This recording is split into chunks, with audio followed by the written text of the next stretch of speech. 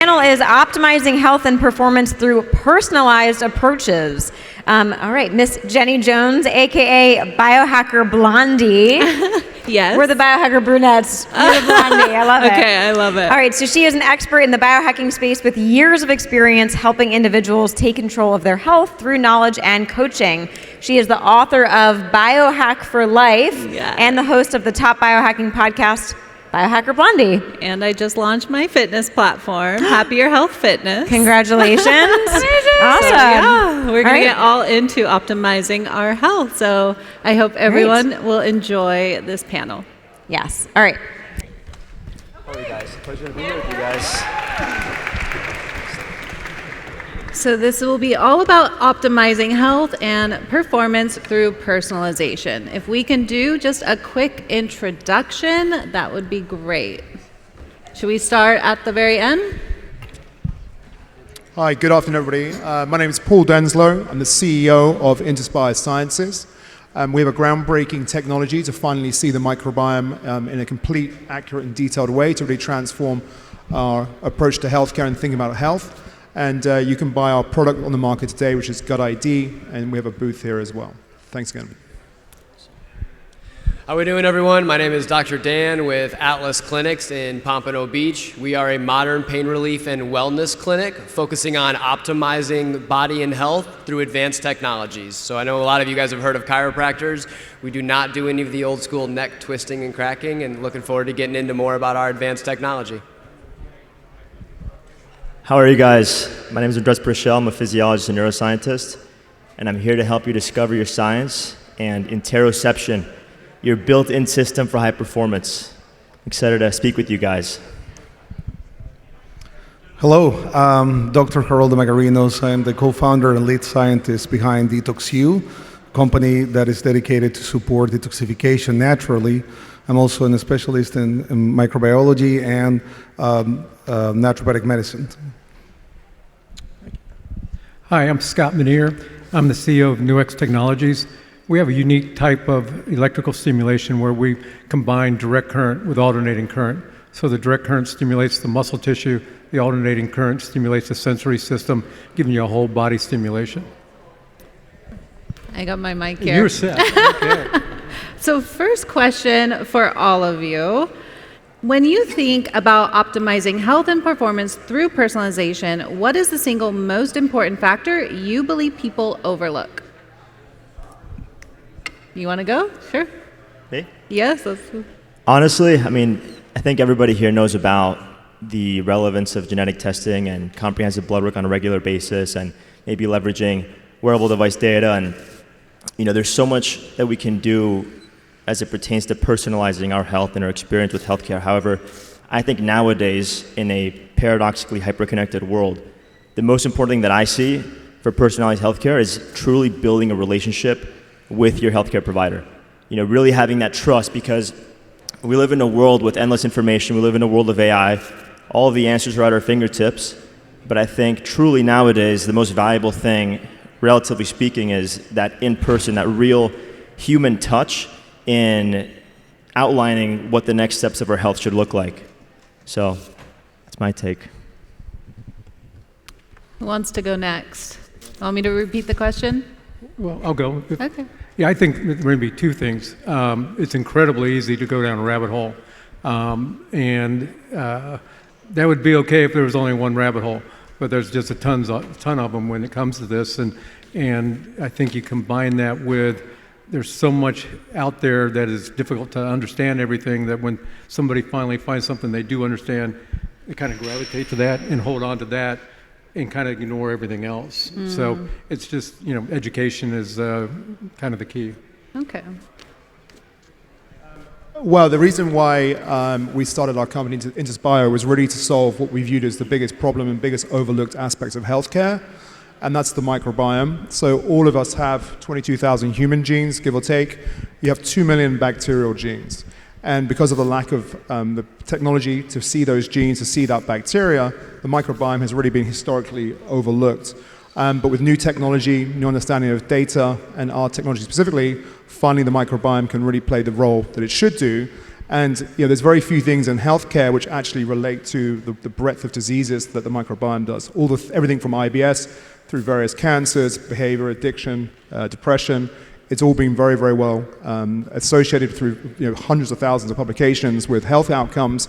And despite its importance, it's been generally overlooked. But again, with new technology, we have a new opportunity.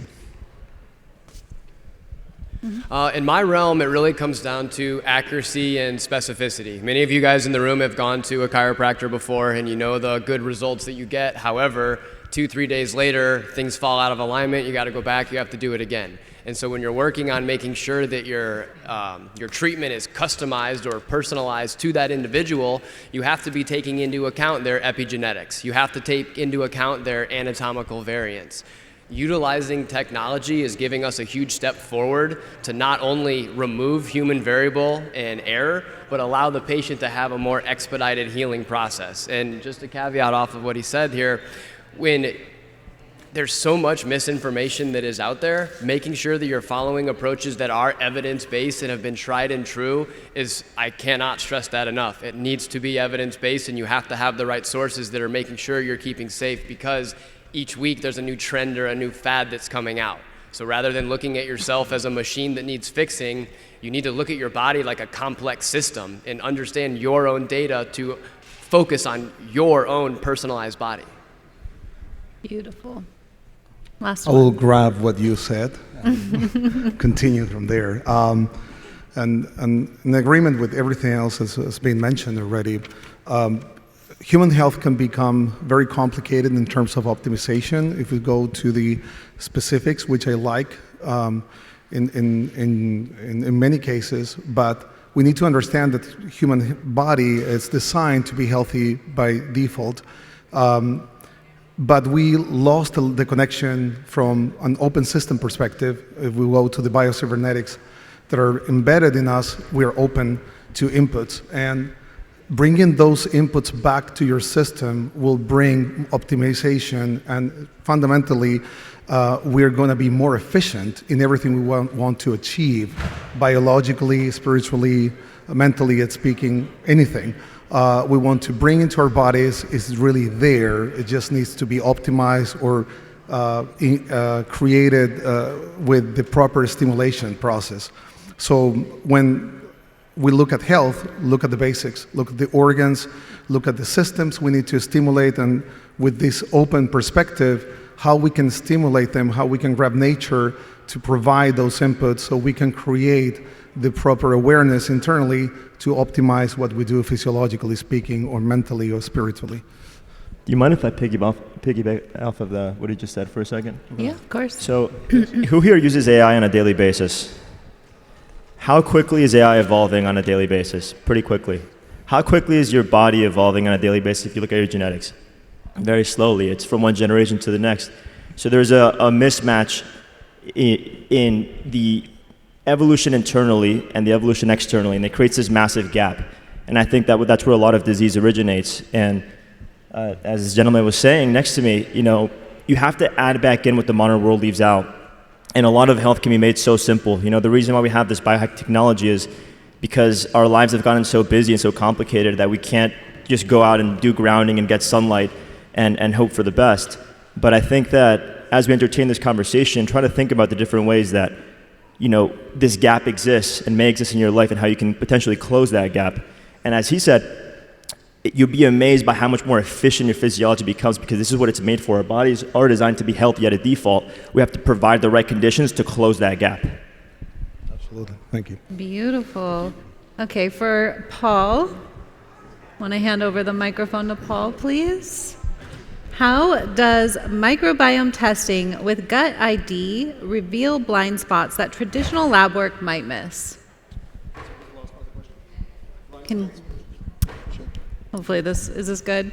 How does microbiome testing with Gut ID reveal blind spots that traditional lab work might miss?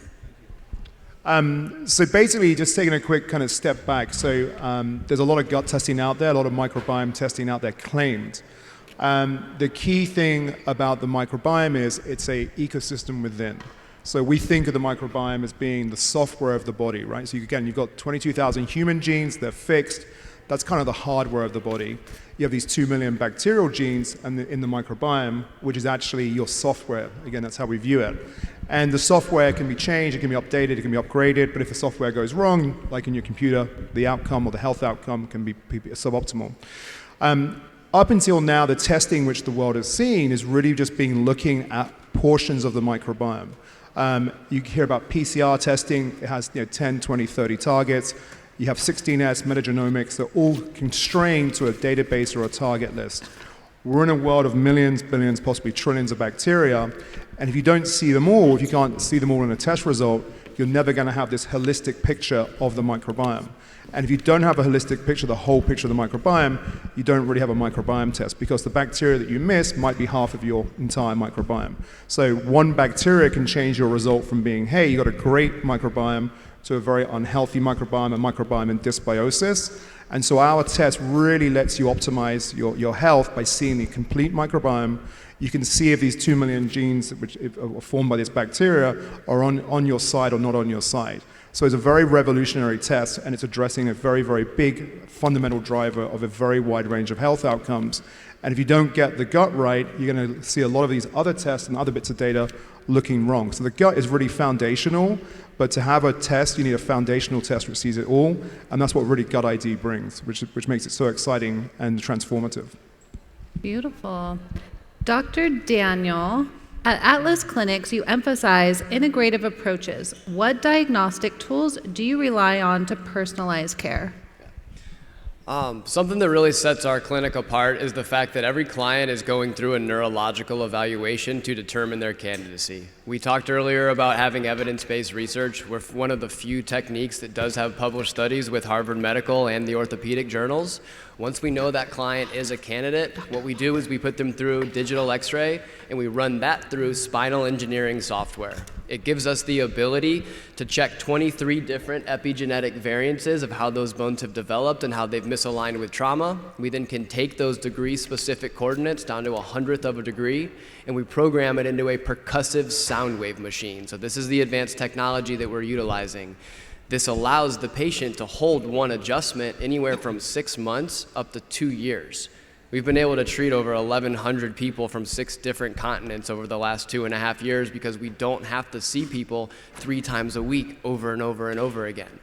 Your body does not heal from constantly being twisted and cracked. You heal from maintaining brain-body communication, proper neurological balance, optimized blood flow. This comes from accuracy and specificity utilizing new technologies. Beautiful. Andres, your work at the intersection of physiology and performance, how do you tailor fitness and recovery protocols to the individual? Great question. I'd say most people need to maximize recovery before they even think about their fitness. I think so many people get excited about fitness and they will immediately start doing HIIT training, or they start following a 4 or 5 or even 6-day split in the gym. And the reality is the vast majority of us don't get deep, efficient sleep. You know, if you ask yourself, like, when was the last time that you woke up feeling refreshed? Like, truly refreshed? If you can do more of that, I guarantee you can get away with just a couple of, fitness sessions per week, maybe even 2, 3, 4 maximum, and you'll maximize your muscle gain. I mean, I used to be, into bodybuilding and, I did all the things, and I had the best results when I cut back on the inputs and I really focused on my sleep quality, and my testosterone went up and almost doubled in a few short months, and my quality of life improved. And not only that, but my gym sessions became way more efficient because I maximized sleep quality. So I think most of us can benefit from recovery first before we touch fitness, and then we can think about, all right, now I have more efficient fitness. Now I can really maximize this response. You are destroying muscle mass in the gym. You're creating this acute hormetic response, and the idea is through the right nutrition, the right time off, and sleep, you can rebuild it into stronger tissues. Why not maximize that in order to minimize the time you spend in the gym? So that's the first thing that I look at is, how's your sleep quality? And how do you maximize the time that you have? My clients are extremely busy, high-performing people, and I can't have them spend multiple hours in the gym each week. They have to maximize recovery first. And it's not about more sleep, but sleep efficiency. And that's the beginning of all my programs. If you guys are interested in learning more about sleep, be sure to visit knowyourphysio.org, and we have a whole guide on that. So, Love that. So true. Been there. So for Dr. Geraldo, Detox U looks closely at environmental toxins. What's one surprising source of toxins that many people are not aware of? It's a good question, actually. I have to narrow it down to one. You could do 3. So, first and foremost, I eat organic, and I love organic food, of course, and ideally regenerative and local, if anything. But organic certification doesn't check for toxins in the soil, typically. So one thing that could be surprising is that people take organic as a given for no presence of toxins in their foods, which is not true, unfortunately. I don't want to disappoint anyone. I think that still organic is our best option, yet it's not perfect. And with that in mind, I think that the most important thing we have to keep in our lives is a constant optimization of our detoxification pathways in order to cope with this modern world. We were designed to evolve, and we did successfully for millions of years, with a world that didn't have all these pollutants that we have right now. And nowadays, these became exponential, if not logarithmic, in terms of the abundance of toxins we're dealing with on a daily basis. Our biology will not catch up so soon.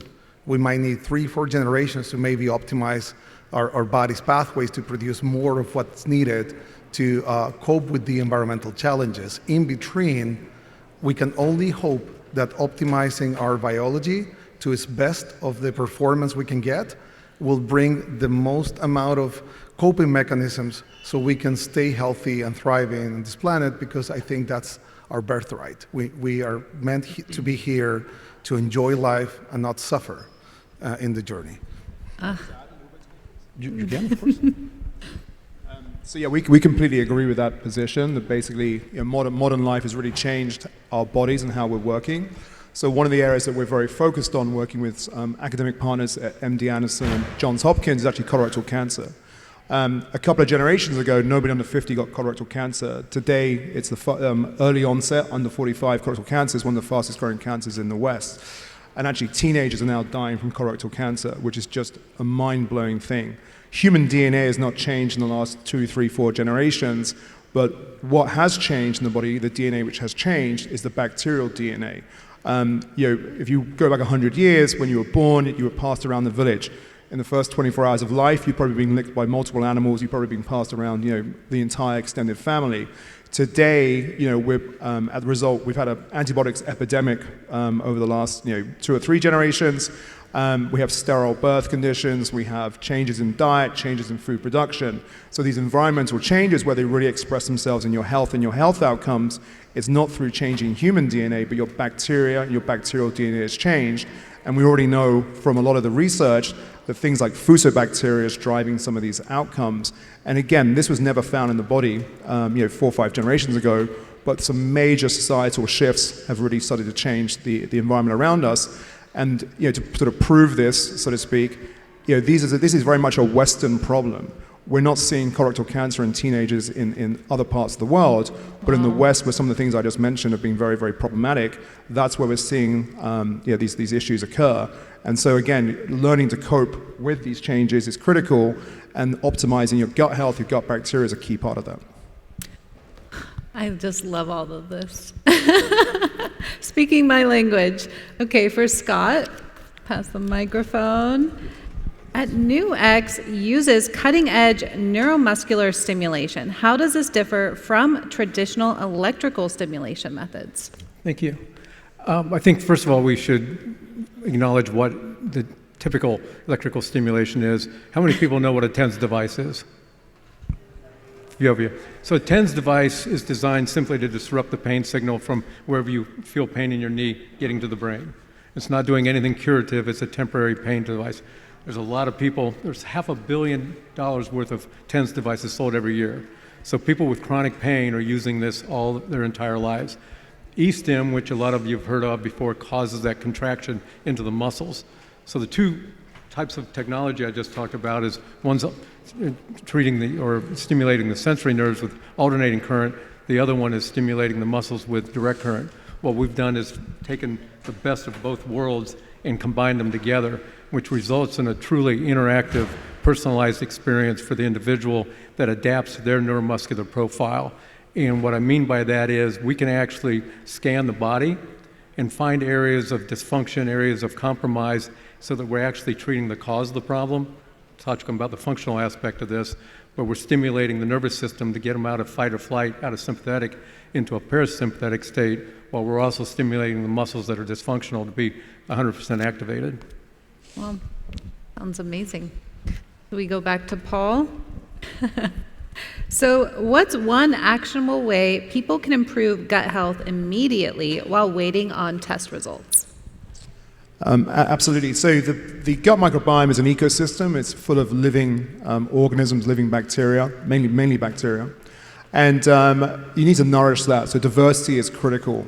And one of the ways that we know is a very good way to nourish and to make your microbiome thrive, it's simple as fiber. We're all probably fiber deficient from our diets, and fiber supplements make a very big difference, and we have a lot of data to support that. So there's very few one-size-fits-all things, especially we're talking about personalized health, but we could all benefit from more fiber, and that's a way to really enhance and improve your microbiome for most people. Yes, most people are not eating enough fiber. Okay, so for Dr. Daniel, how do you bring together conventional and alternative therapies in a way that feels seamless for the patient? I love this question. One of our biggest strengths after we're done utilizing our procedure is the ability of the network and team that we utilize. We have providers across the country that we work with, and specifically in the state of Florida. We really look at our procedure as more of a foundational piece, right? Everyone in here has their own niche and their own alternative modality. I like to look at the body is the same way. No provider is going to be able to tackle every single thing that the patient needs to work with. So being able to create that customized plan for them and hit them at the source, and when I say that, what I mean is the bone that we're specializing in is the atlas bone, which is the very first bone that is not only protecting and regulating brainstem, but also vagus nerve, carotid artery, jugular vein. You're really getting the most bang for the buck here. So when I work with these other providers, it's like, hey, let us deal with the foundational component, and then yes, they need to go see a physio, they need to go see a personal trainer, they need to go get their hormones checked. But go to the source of where all that comes from first. It's foundational, and then you can go ahead and work with the other providers, because each different provider is gonna have their skill set and niche that keeps taking the person to another level. How many providers in here have worked with their clientele and you find that your patients are just hitting almost like a plateau, or it's almost like their body is fighting itself? There's something that's often missing. Take a look at the bones that are correcting and correlating with brainstem. It's the most vulnerable bone in the body. There is no disc above or below that atlas bone. Every other vertebrae in the spine has a disc above and below it. You have to look where the most vulnerable structure is that also is the biggest bang for the buck, which is brainstem. Beautiful. Andres, can you share a story where personal data completely changed the trajectory of someone's performance or health? Yeah, absolutely. Who here knows their respiratory rate? Not too many people, right? Keep your hand up. It's 0, but keep your hand up if your doctor or healthcare provider knows your respiratory rate. Yeah, it's probably no one.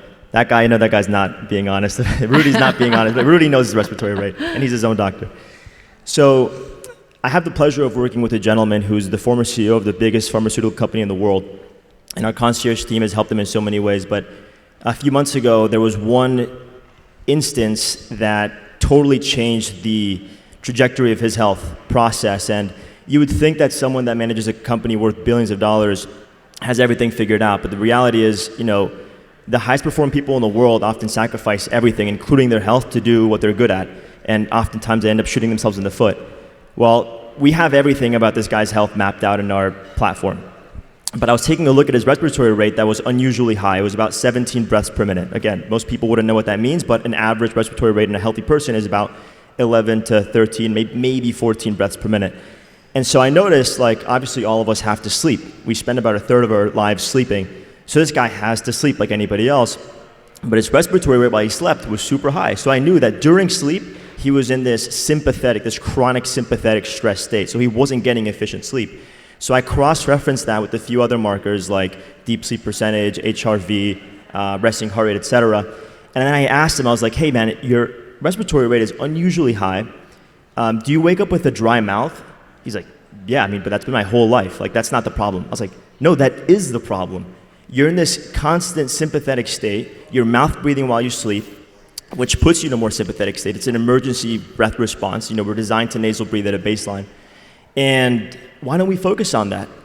And so I had this gentleman well into his 60s who's been doing everything his way forever, started incorporating 4-7-8 breathing through the nose diaphragmatically. This guy started using, believe it or not, myo tape, which is like mouth tape, but it holds your lips together, and a nasal strip. And then during our fitness, we actually engaged in nasal breathing while he did his training to improve his CO2 tolerance so that he could transition into nasal breathing without having to use a nasal dilator and a mouth tape for sleep. And that radically transformed his health. Immediately we started seeing his testosterone go up because his sleep was deeper. His quality of life improved. He was able to go beyond he was stuck at 200 pounds and he couldn't go below 200. He had to get to around 175. And he finally started to make some progress there because if you think about it, if you change your breathing, which is the most accessible way to innervate and change the state of your physiology, and you start getting deeper, more restorative sleep, you regulate things like insulin sensitivity, blood glucose, you increase your resting metabolic rate, etc. All of a sudden, every other habit is easier and more sustainable to accomplish because sleep and regulating the nervous system is so far upstream of everything else. Eating healthy foods feels more intuitive and it's easier. You have more energy to exercise. You derive more benefits from it. And your hormone profile and the neurotransmitters are also supported. So that one variable, respiratory rate, which you now know about, totally changed the game for us. That is a good one. Can Great I- advice. Yeah. Oh, yeah. Add a little bit of... Yeah, okay. please. I'm a dentist by training, and I'm well versed in the oral microbiome. And when you breathe by your mouth, what you're doing is you're disrupting something that is critical for your mouth microbiome to stay healthy, which is the nutritional component that it's embedded in our salivary glands. We bring nutrients to the oral microbiome through the salivary glands. If you breathe by your mouth, you're going to stop that feeding process. Now, what happens with anything that you're not feeding properly? Dies. The microbiome actually does something better, changes. So it goes deeper into the tissues, and now you're getting these microbes embedded in your dentin, which is below the enamel, or in the sulcus of your periodontal tissues, and now you have cavities and periodontitis developed. Now, that all started because your mouth microbiome was not properly fed. Now, the gut microbiome has a lot to say as well, because the gut microbiome absorbs many of the nutrients that are needed to be brought back to the salivary glands so you can feed your oral microbiome. So actually everything is interconnected. And the whole idea also of the oral microbiome to become the entry point for the rest of the body will help your immune system to learn better what's going on outside. It will help your nutritional pathways to be optimized, all your sensors in your body to get optimized. Even things as critical as nitric oxide production are modulated in the mouth. If you change the composition of your oral microbiota, then you're not producing or not reducing nitrates into nitrites, and you're not producing nitric oxide, which is fundamental molecule for living.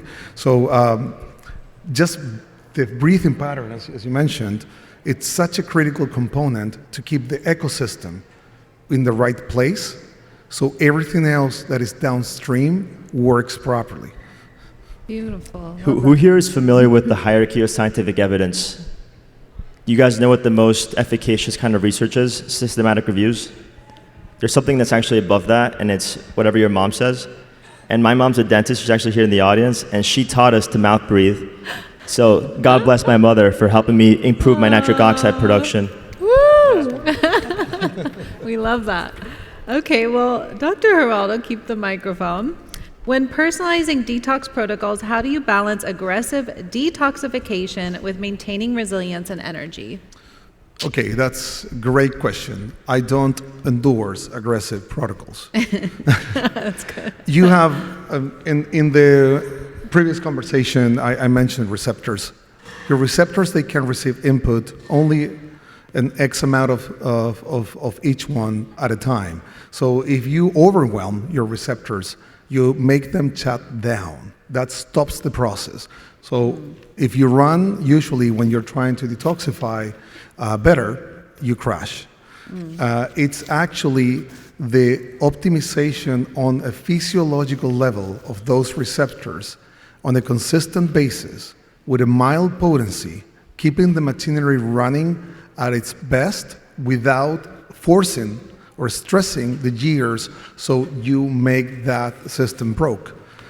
And if you keep that running over time consistently, then you see the very important reductions in your toxicological burden over time. But you can't speed this thing up more than what your body can handle in any given time.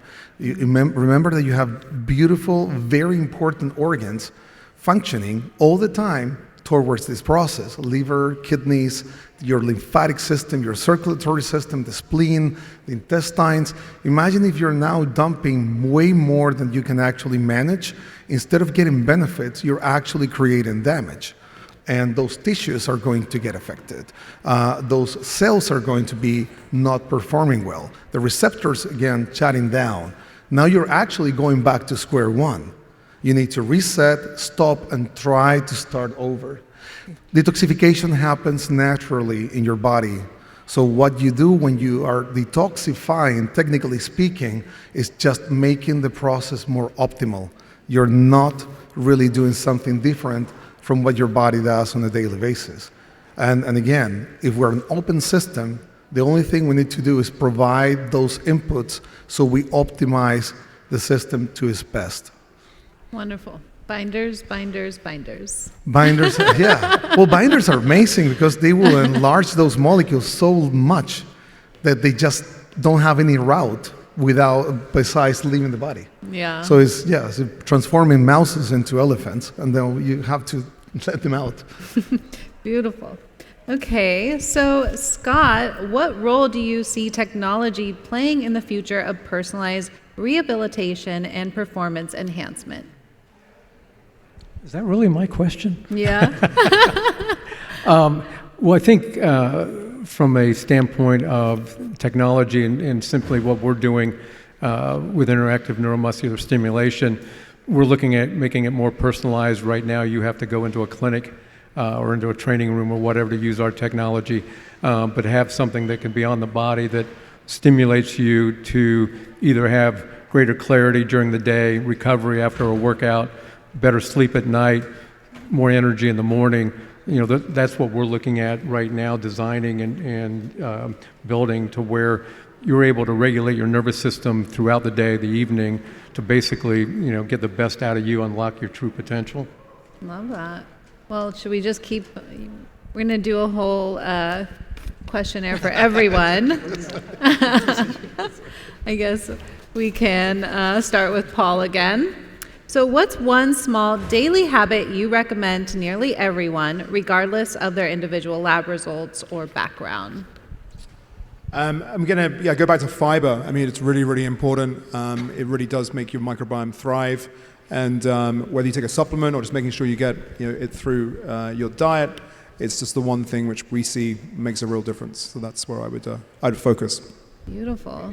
Same to Dr. Daniel? Yeah, simple. Movement is medicine. If anyone was ever curious why they teach anatomy and physiology together, it's because anatomy is the structure, physiology is the function. When we lose structure, function starts to diminish. Conversely, you start to improve structure, function starts to improve. So move the body. Beautiful. Oh my gosh, love this. So can you repeat the question one more time? Yes. What's one small daily habit you recommend to nearly everyone, regardless of their individual lab results or background? Excellent. You know, we live in a paradoxically hyper-connected world, so we have under the impression that we're connected with everyone that we care about, but it's absolutely not the truth. We're more isolated and lonely now than ever before. And my recommended habit would be to really, truly go out of your way to build or strengthen your community. That's it.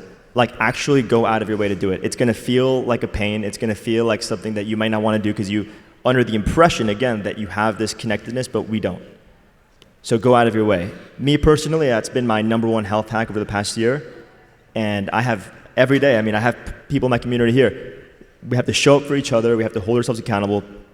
And it's something that brings the best out of us and that allows us to regulate our nervous systems in ways that we could never do on a phone or on a TV. So, I have done my best to build community, and it's not always easy, but I recommend that we all definitely tap into that and go out of our way and embrace something that is more human than anything else. Great. I actually want to steal that. We're going to be friends, me and What are you doing after? all of us. This is the best panel. What are you going to do for dinner? I come from a country that it's customary that we socialize on a daily basis. Not just for the sake of socializing. I think that it's integrated in our culture as a healing therapy. Like, we don't probably go much to therapy or other things that are useful in many cases, but we do open ourselves to our dear friends and family. We do spend a decent amount of time having lunch with people we care about. We connect. And connection happens internally and externally. And it's very important to keep it throughout your lives. We can be very successful in our lives, but without proper connections, we're really alone, and that doesn't really integrate with the real purpose that I believe life has, which is bringing that contribution, that piece of your energy into this world to be replicated, expanded, and communicated to more people, more humans. That's what actually makes us more humans, the way we connect with other humans. We didn't evolve alone successfully. We were always living in communities. And if we embrace that on a daily basis, I think many of the ailments, many of the things that we're suffering, just going to start fading away, just because we're finding a better place of enjoyment, and we can thrive on an emotional perspective. Beautiful. So what country you're from? It doesn't sound like the U.S. No? Do I have an accent? No. I mean, as in what you're describing, not your accent. Yeah. I'm from Chile. I actually was born in the Patagonia, in the south of Chile, in a very cold, damp, rainy place. So we only had good fire, good food, and nice people around. That's how I grew up. Great. Okay. Scott, do you want me to repeat the question? No, I think I've got Okay. it. Thank you. And great suggestions, and I have to second the movement. Our tagline is "Life is Movement." So, especially as you start getting my color hair, the more you move, the better things are going to be. But mine's kind of simple. We've kind of perfected here, I think, in America, that we're constantly racing forward. We get up first thing in the morning, and boy, we're out the door, and we're just, we're on the race. So if you can get up in the morning and stop, it's nice enough to be outside, take a couple minutes, enjoy the sun, take a few deep breaths, and just be, grateful you're alive. If you can do that for a few minutes, the rest of the day is going to be a pretty good day. Beautiful. Wow, I love all the answers. This has been such an amazing panel. I think we're out of time, correct? I can ask one more question? Okay, let's do one more round of questions. If you could change one thing about how people currently think about health and performance, what would it be? I think, again, it's still on my theme of the microbiome. There's two U's. They call it the second U, the second brain. Just remember those little critters inside your gut. They are absolutely fundamental to your health outcomes, and really they need to be central to the way that you think about your body, your health, and just keep them in mind. We now have a test which is reliable and complete and accurate and detailed enough to be actionable for you to do that in the form of Gut ID. And it really should be a foundational way of thinking and acting as you look to optimize health. I'm going to reiterate what I said earlier. Your body is not a machine that needs fixing. It's a complex system. And when you have that mindset, you shift to a more proactive state versus being reactive. And if I could just urge everyone in here, utilize this community. On a caveat to what Harold has said, this is your community. We know the traditional medical model is broken. Utilize the vendors, utilize all of us as a resource, and use this time to take this back to your communities, heal your friends, heal yourself, help heal the world. And I think I can speak for all of us here. I mean, with the previous question, I think we can all agree that we should probably move our body, that we should have community, and if we can do those two things, it'll benefit our gut. And there's a great book. So Kelly McGonigal, PhD from Stanford, she wrote a book called The Joy of Movement. She speaks about how, if we move together and we suffer together, there's evolutionarily preserved mechanisms that benefit us in ways that go beyond any kind of biohacking technology and any fancy gadget that you could buy. And so I think it's not just about moving on your own, but really about suffering among other people for some kind of hormetic benefit. I mean, that's what we were designed to do, and that's going to outperform every technology that exists because it's something that is so deeply ingrained within us, and we simply don't have the chance to tap into it on a regular basis. So by definition, relatively speaking, there's so much that we can gain from that if we actually enable it in our week-to-week, day-to-day on a regular basis. So, yep. I think one of the things I've seen for many years is that we tend to think that more is better, and I think that we actually need to start thinking that maybe less is better, and trust more your processes and support when needed. Remember that any type of support has a beginning and an end. We don't have to do things on a permanent basis, because if we're doing things on a permanent basis to stay healthy, which in a proactive way, of course, not the preventive ways that we take care of our health, a special type of protocols or therapies or supplements means that we're not really fixing the problem, we're covering it.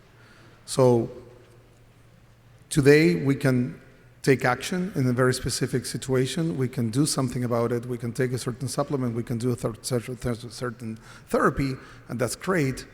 But don't think that your body will always rely on that to stay healthy. Remember that you are, as all of you mentioned, we are meant to be healthy by design.